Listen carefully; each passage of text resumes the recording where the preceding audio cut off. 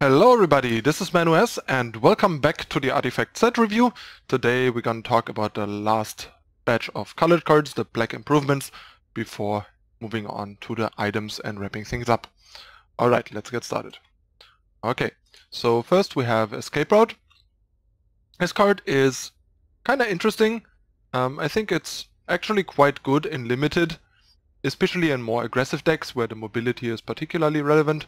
You basically invest one card to have one TP scroll in that lane every turn for free.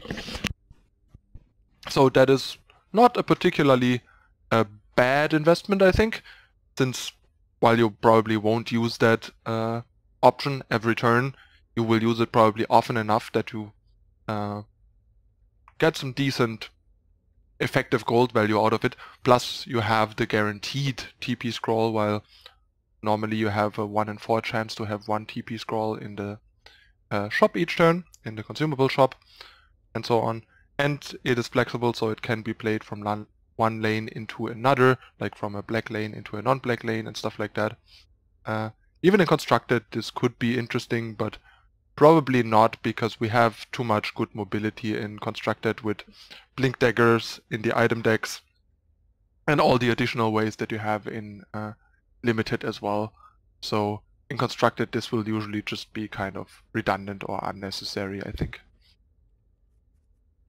Next we have Trebuchets. I'm not 100% sure how bad the card is. I am just fairly sure that the card is not very good. I heard people talk about, like, someone apparently in the beta tried some kind of deck that just out-controlled the opponent super hard, had like no win conditions, and just outground them, killing all their cards, and then eventually just, killing them with Trebuchets as the win condition, just like 2 a turn, either to 40 in 2 lanes or like 120 in 1 or whatever, when the opponent is out of cards, because when your deck is depleted, you don't have any cards to play anymore. But yeah, not sure how viable of a strategy that is. I felt like in an aggressive deck the card is a bit too low impact. Could be wrong there, but 2 damage a turn is just pretty small. It's like 5% of the total health. It's kind of like pinging for 1 a turn in, say, Magic, which is widely considered kind of a bit too weak, even in Limited a lot of the time, and even worse in Constructed. So yeah, I for now don't think the card is particularly playable. Unfortunately, just a bit too weak. If it would like deal 3 damage, for example, we would be talking. Next we have Bitter Enemies. That's another like pretty bad skill tester, if you ask me. After the combat phase, you remove a charge counter from Bitter Enemies, and before the action phase, if there are 0 charges on Bitter Enemies, it deals 6 damage to both towers. So first of all, it takes 3 turns to get this going. So the turn you play it, the first charge counter, then the next 2 turns, and then on the 4th turn the opponent and you take 6 damage for the first time. First of all, this is something that only an aggressive deck could break the symmetry of, because you taking damage and the opponent taking damage will usually favor you. But the thing is, this is just too slow. Even if you play it on the first turn, it's pretty underwhelming, and it might be in a lane that you have to abandon, which then would be disastrous. And it also, it's just super slow, and every turn after the first it's even worse. Like some of the aggro games, especially in Constructed, might end the turn this does its first damage and stuff, and then you had like a worse Trebuchet. So yeah, that card is just horrible. I tried it once in Limited just to make sure it's as bad as I think it is and it looks, and it was as atrocious as I was afraid it would be. So yeah, that card is just crap. Next we have Unsupervised Artillery. That's a whole different story. That's actually my favorite of those 3 cards. I think this card's actually quite good, especially in Limited when you have aggressive decks, especially as aggressive red-black decks. You go wider than your opponent early, so it is pretty easy to find 1 or even 2 lanes where this works pretty reliably, and then this is a guaranteed 4 damage return. Basically a hard to stop Grunt or Bronze Legionnaire or that sort of stuff. and even if the opponent starts kind of stabilizing and has blockers in front of all of your things, you can still finish them off, dealing 4 each turn. And it's not too hard to make sure that this is active in my experience. I've quite liked this card. I could even see it potentially being decent in constructed in hyper-aggressive decks, but didn't really find a version where I would wanted to try this. I messed around with almost mono black decks. That's something where I could see some number of these as an experiment, for example. Card is, I think, definitely a lot better than it might look to some people. 10% of the health total of a tower is where we start talking, especially for a 2-cost card that you can play on the first turn. And that is only gonna be stopped by some form of improvement removal and cannot be blocked or shut down in any other way, making it really hard for the opponent to defend the tower because there's so little means of regaining health on the tower. Then we have Assured Destruction. Cards pretty unplayable in constructed, they're just better finishers, but in limited this can be a decent finisher, kind of like poor man's Time of Triumph for very aggressive decks. So if you're hyper aggressive and need a finisher, this can be a fine way to finish off a tower that the opponent is about to bog down if you have like 2 or 3 heroes in that lane. Once again, keep in mind it's symmetrical, also counts for them, so you have to make sure that you use it in a lane where your siege kills their tower before it kills yours, otherwise you might end up in a draw. Then we have Ironforge Goldmine, another staple in constructed and limited, especially in limited. My main issue with the card is the way I tend to like to draft black, which is mostly very aggressive, either black splash blue or black red. I actually don't want this in my deck. If my deck is really aggressive, I don't want to spend 3 mana on something that doesn't impact the board. I just want to run over my opponent, and that has been working really well for me. When I get the black aggro deck, it's been amazing and I cut this card every time.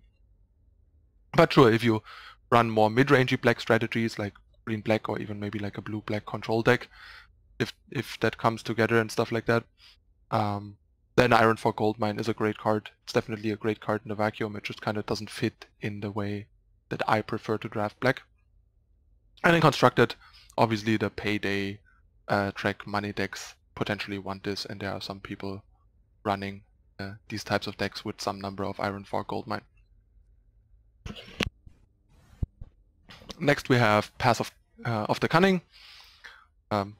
Probably the worst path of all of them, since yeah, all you get is 1 siege and it goes on a random ally, so if 1 siege goes on a creep, that's pretty much lost, because yeah, that creep is going to die pretty quickly and not deal a whole lot of siege damage. And even if it would control to go on a hero, it would still be a pretty bad card. As we already talked about, collateral damage is like a borderline okay consideration as a filler, and this is much, much worse.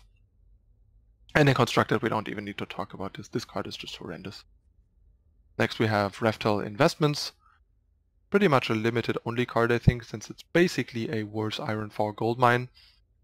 But yeah, in constructed, you don't want a million of these effects, so you would just play Ironforge Goldmines and call it a day. But in limited, you might, if you have like kind of a money theme going on, this is a card you could want.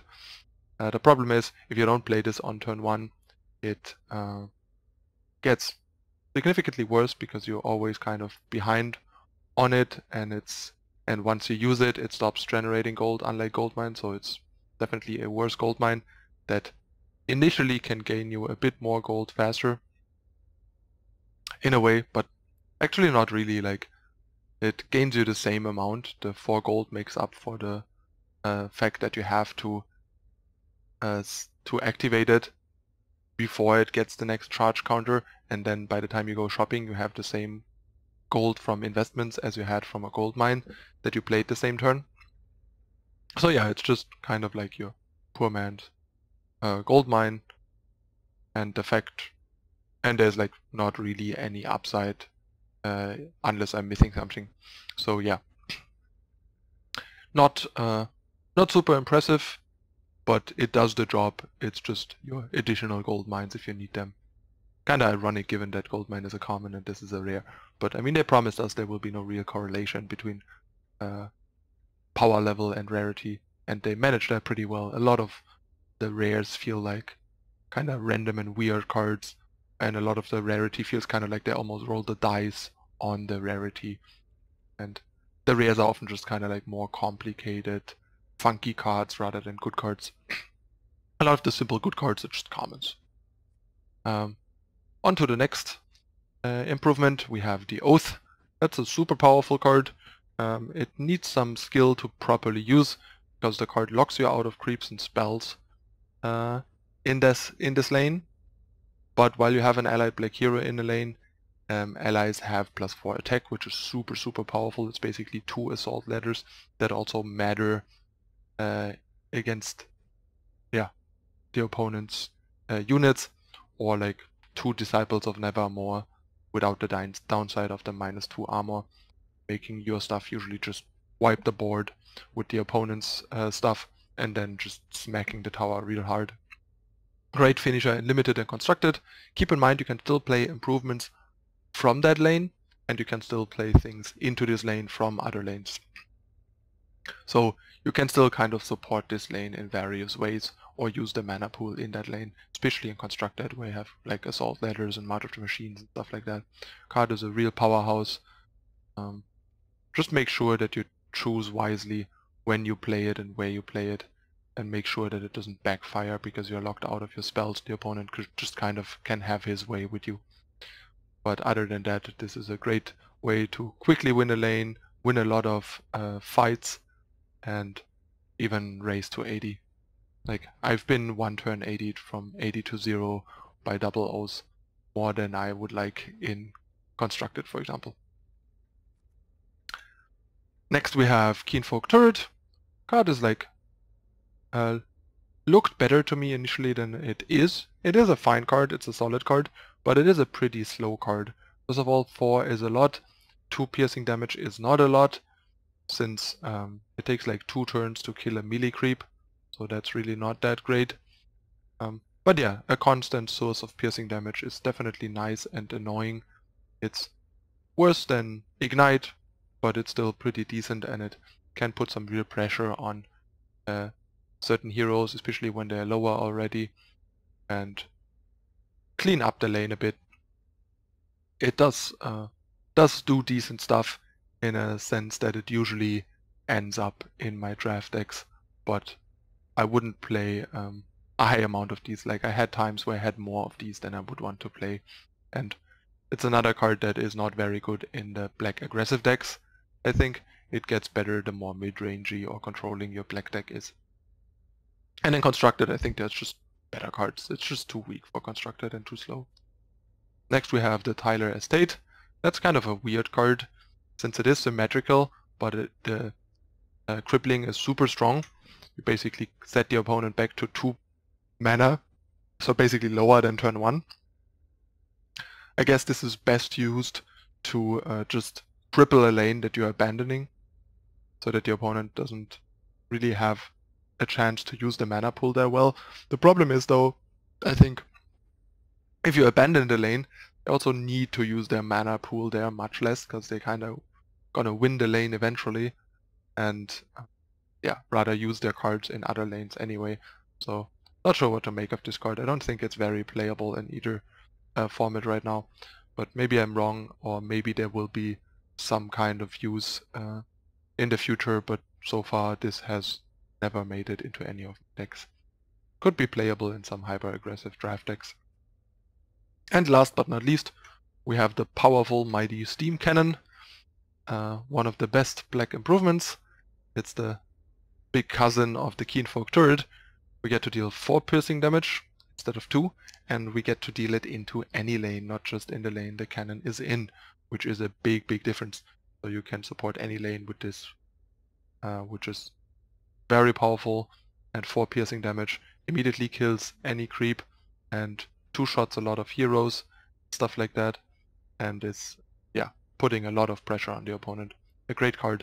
Once again, not that great in the aggressive draft decks, for obvious reasons, but outside of that, pretty good and good enough to make it into constructed decks, into like more mid-rangey controlling constructed decks, since it is a pretty powerful board control tool and value engine, sort of.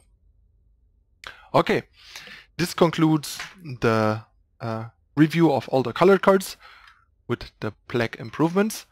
We're gonna move on to the items tomorrow, and then yeah, wrap up the whole review in the next few days. Hope you guys still enjoying the series up to here. I know it's really stretching, but I figured in these like smaller increments, it makes it easier digestible and easier squeeze in a day to watch a part of this, and still allows me to go in depth into all of the cards and share the ins and outs and explain my assessment and thought process properly so you can follow it and see if you agree with my reasoning and my logic behind it or not. Okay, as usual, let me know in the comments what you guys think. Hit the like button and hit the skull to subscribe to the channel and turn on the notification icon to not miss out on future content if you enjoy it. You can also find me over on Twitter and Facebook and live streaming on Twitch. So follow me there. You can find all the info on that also in the description if you don't want to type it and just want to click a link. One last request. If you want to help keep the content going, please consider whitelisting YouTube to support the free content with ads for free. That would really help a lot. So yeah, that's it again for today. This was the Artifact set review with the black improvements. I'm your host ManuS. I thank you for watching, and I'll see you next time. Bye!